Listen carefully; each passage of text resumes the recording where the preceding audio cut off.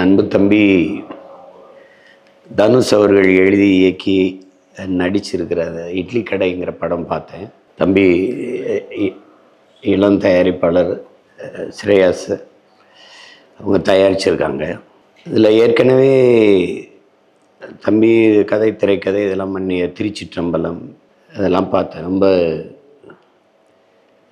சிறப்பாக இருந்தது. நானே எடுத்து தம்பியை பாராட்டினேன். இப்போ இந்த படம் இது எப்படின்னா, இப்போ நான் என்ன நினைப்பேன்னா, தம்பி இருக்கிற உயரத்துக்கு இப்படி ஒரு தன்னுடைய கிராமம் தேடி போய் தன்னுடைய வேர் தேடி போய் இப்படி ஒரு வாழ்வியலை பதிவு செய்யணுங்கிறதே பெரிய பாராட்டுக்குரியது.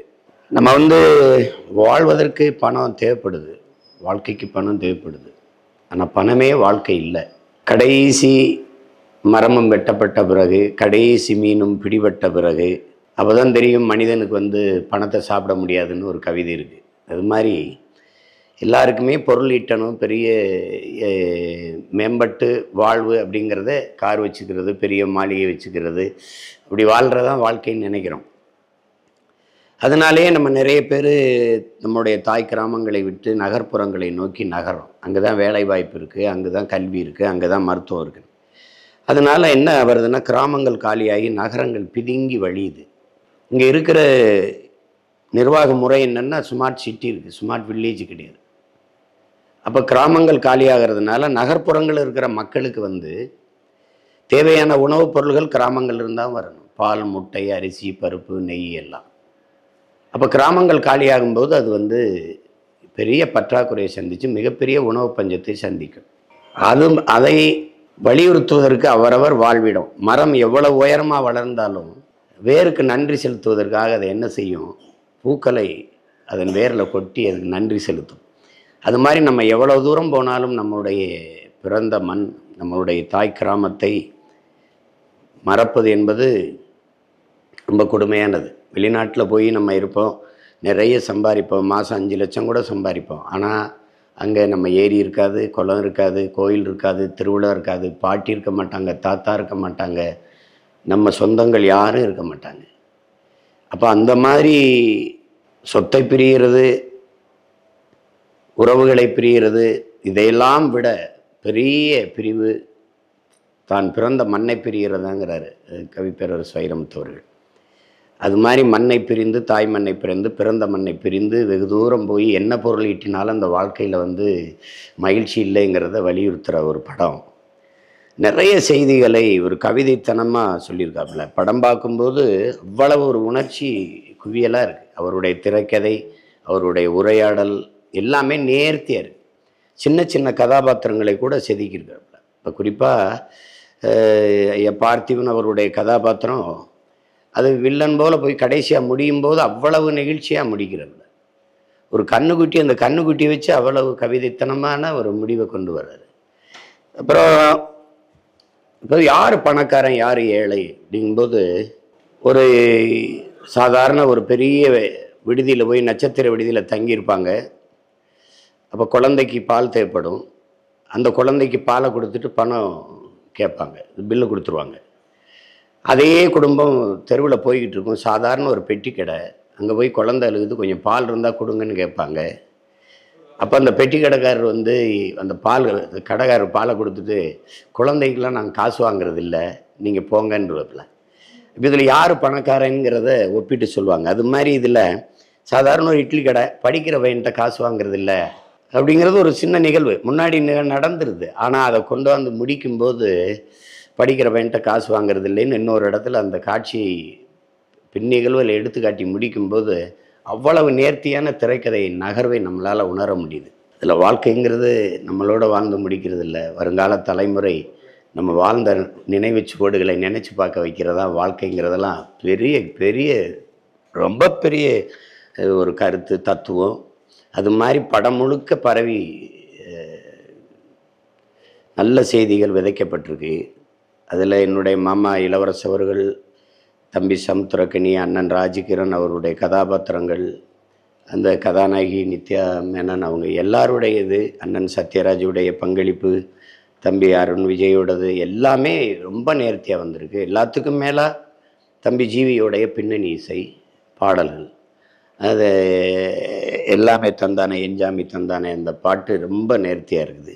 அவர் பின்னணி இசையில் வந்து சிறப்பாக செய்வாருங்கிறதுக்கு அசுரன் படமே சான்று. அதில் இந்த படம் அதுக்கப்புறம் அவர் ரொம்ப சிறப்பாக செஞ்சுருக்காப்புல. பாடல்கள் யார் வேணாலும் கொடுத்துடலாம். ஒரு படத்தை முதுகெலும்பாக இருந்து தூக்கி நிறுத்தணும்னா அது பின்னணி இசையால் தான் முடியும். அதை வந்து மிக சிறப்பாக செஞ்சுருக்காப்புறம். அப்புறம் ஒளிப்பதிவு, அது கலைத்தேர்வு, கலை இயக்குனருடைய பங்களிப்பு, எந்த இடத்துல எந்த காட்சியை எடுக்கலாங்கிற முடிவு, அதெல்லாம் ரொம்ப அருமையாக வந்திருக்குது. எல்லாருக்கும் என்னுடைய பாராட்டுக்கள். குறிப்பாக தம்பிக்கிட்ட எனக்கு பிடிச்சது இதில் எந்த ஒரு பொது நிகழ்ச்சிக்கு போனாலும் வேட்டி சட்டை கட்டி போகிறது. அது வந்து நானே கூட நிறைய இடத்துல கட்டிட்டு போகிறதில்ல, சில நிகழ்வுக்கு தான் போவேன். அதை அவர் பார்க்கும்போது இந்த படத்து பாட்டு இது வெளியிட்டுள்ள கூட அவர் வேட்டி தான் கட்டியிருந்தார். அது எனக்கு ரொம்ப நெகிழ்ச்சியாக இருக்கும் அவரை பார்க்கும்போது. அது மாதிரி இவர் இருக்கிற உயரத்தில் வேறு மாதிரி திரைக்கதை எழுதி எடுத்துகிட்டு போயிருக்கலாம். ஆனால் அவர் தன்னுடைய பிறந்த ஊருக்கு, அந்த ஊரை நினச்சி பார்த்து அதில் இருந்து சாதாரண ஒரு இட்லி கடையை இன்றைக்கி கார்ப்பரேட் உலகம், கூட்டாண்மை நிறுவனங்கள் பெருத்து வருகிற காலத்தில் தன் தாய் கிராமத்தில் இருக்கிற அந்த இட்லி கடை மையப்படுத்தி ஒரு படத்தை எடுத்திருப்பது அவ்வளவு நேர்த்தியாக இருக்குது.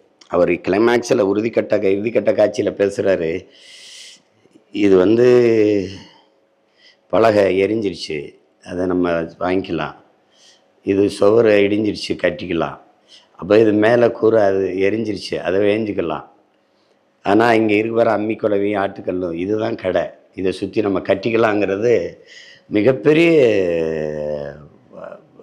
செய்தி. அதுக்கப்புறம் அதில் அகிம்சை, வன்முறைக்கு எதிரான அகிம்சையை வலியுறுத்தியது. எங்களுடைய கோட்பாடு அது இல்லை. எனக்கு வந்து வன்முறைக்கு எதிரான அகிம்சை வந்து கோழைத்தனம்ங்கிறத என்னுடைய கருத்து. வன்முறைக்கு எதிரான வன்முறையும் அகிம்சை தான். ஆனால் அந்த கருத்தை மிக அழகாக வலியுறுத்தி அதை கொண்டாந்து முடித்த விதம் வந்து ரொம்ப நல்லா பண்ணியிருந்தார். அதனால் இது ஒரு முழுமையான படைப்பாக பார்க்குறேன், நல்ல உணர்வுகளின் குவியலாக பார்க்குறேன். இது இந்த இளம் வயதில் தம்பிக்கு இவ்வளவு முதிர்ந்த ஒரு படைப்பாற்றல் இருப்பது பெருமைக்குரியது. அவர் பாடல் அவரே எழுதுவார், அவரே பாடுவார், அது கதை, திரைக்கதை, வசனம் அவரே எழுதிக்குவார், நடிப்பார், இயக்குவாருங்கிறது ஒரு பன்முக ஆற்றல். அது இந்த வயசில் அவர் தன்னை இப்படி உருவாக்கிக்கிட்டாருங்கிறதுல நமக்கு ரொம்ப பெருமை. அதில் எல்லாருமே நீங்கள் பார்ப்பீங்க, படங்கள் எல்லாம் பார்த்தா ஒரு காவல்துறை அதிகாரின்னா இன்ஸ்பெக்டர்னு தான் போடுவாங்க. அதில் ஆய்வாளர்னு அவர் வச்சுருந்தார். அது எனக்கு ரொம்ப நெகிழ்ச்சியாக இருந்தது. நம்முடைய மரபில், நம்முடைய மண்ணில் வந்து நம்ம குலதெய்வ வழிபாட்டு மரபினர், நமக்கு வந்து கடவுள் அப்படின்னு ஒன்றும் இல்லை, நமக்கு தெய்வங்கள் தான். தெய்வங்கள் முன்னோர்கள் தான். நம்முடைய வழிபாடு என்பது இயற்கை வழிபாடு, தெய்வங்கள் மூத்தவர்கள், நமது முன்னவர்கள். அதில் இன முன்னோர், குல முன்னோர்னு இருக்குது. இதில் இன முன்னோரில் முருகன், சிவன், மாயவன், அதாவது திருமால், பெருமாள், இவங்கெல்லாம் வந்துடுறாங்க.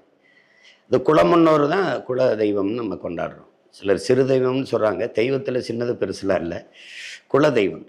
அந்த குலதெய்வ வழிபாட்டை வந்து ஒரு சிறு வயதிலே இங்கே பிறந்து வளர்ந்த ஒரு பையன் தன்னுடைய கிராமத்தில் இருக்க தன்னுடைய குலதெய்வத்தை வந்து நினைவுபடுத்தி அதை போய் அதை கொண்டாடணும், வணங்கணும்னு வலியுறுத்துறது வந்து ரொம்ப பெருமைக்குரியது. அந்த குலதெய்வ வழிபாட்டையும் தம்பி வந்து வலியுறுத்தியிருப்பது ரொம்ப எனக்கு மகிழ்ச்சியை தந்தது. ஏன்னா நான்லாம் சின்ன பிள்ளையில் எங்கள் குடும்பத்தில் தலைப்புள்ள ஆண் குழந்தை பிறந்தால் எங்கள் குலதெய்வம் வீரமாகாளிக்கு முடியிறக்குவாங்க. அதுக்கப்புறம் நான்லாம் போகலை. அதுக்கப்புறம் என் மகனுக்கு நான் முடியிறக்கி காது ஊத்துறதுக்காக போனேன். அதுக்கு அப்போ அந்த இடத்துல நிற்கும்போது ரொம்ப தவற உணர்ந்தேன். நம்ம ஏன் அடிக்கடி வந்து நம்மளுடைய குலதெய்வத்தை பார்க்கலை, வணங்கலை அப்படின்னு. இப்போ இதை பார்க்கும்போது ஒவ்வொருத்தருக்கும் தெரியும், நம்ம எல்லோருமே நம்மளுடைய வேர் தேடி பயணிக்க தொடங்குவோம். அப்படி ஒரு எல்லாருக்குள்ளேயே இருக்கிற நினைவுகளை கிளறி விட்ட ஒரு அழகான கவிதையாக தான் நான் இந்த படத்தை பார்க்குறேன். இப்படி ஒரு படத்தை தயாரித்த தம்பிக்கு, என்னுடைய தம்பி தனுஷுக்கு எவ்வளவு பாராட்டுக்களை, வாழ்த்துக்களை சொன்னாலும் தகும். மிகுந்த மன நிறைவோடு நான் இந்த படத்தை பார்த்து ரசித்தேன். ஒவ்வொரு காட்சிகள் நகரும் போதும் அவ்வளவு மகிழ்ந்து நெகிழ்ந்தேன். என்னுடைய தம்பி தனுஷ் அவர்களுக்கு என்னுடைய அன்பும் வாழ்த்துக்களும். படத்தின் வெற்றிக்கு என்னுடைய வாழ்த்துக்கள். மறுபடியும் ஒரு வெற்றி விழாவில் உங்களை சந்திக்கிறேன். நன்றி, வணக்கம்.